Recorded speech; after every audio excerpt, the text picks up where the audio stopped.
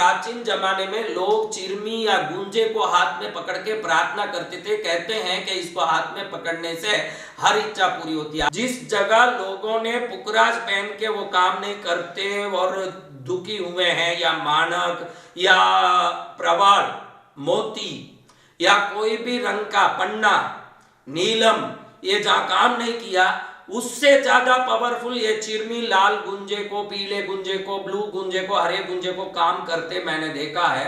इस ताकत को मानते हुए भारतीय तंत्र शास्त्र में चिरमी को हाथ में पकड़ के अपने इष्ट के सामने प्रार्थना करने से और चिरमी में रही हुई ब्रह्मांडीय पंच तत्व की ऊर्जा, क्योंकि रत्नों में ऊर्जा, ग्रहों की ऊर्जा, प्लैनेटोरियल एनर्जी जिसको कहते हैं, वो रत्नों में बहुत होते हुए भी प्रवाल आदि समुद्र के नीचे से मिलते हैं तो पानी में दबे रहते हैं। पन्ना, पुखराज, हीरा, ये सब जमीन में होने से जमीन के अंदर दबे होते हैं। तो इन दोनों को आकाश तत्व नहीं मिलता। पृथ्वी के अंदर वायु तत्व जाता है और समुद्र के अंदर वायु तत्व जाता है। आकाश भी पृथ्वी के अंदर ही है। आकाश, पृथ्वी के कणों में आकाश तो है, लेकिन डायरेक्ट सनलाइट जिसको कहते हैं, पूर्ण आकाश की प्रकृति, उसको नहीं मिल पाता।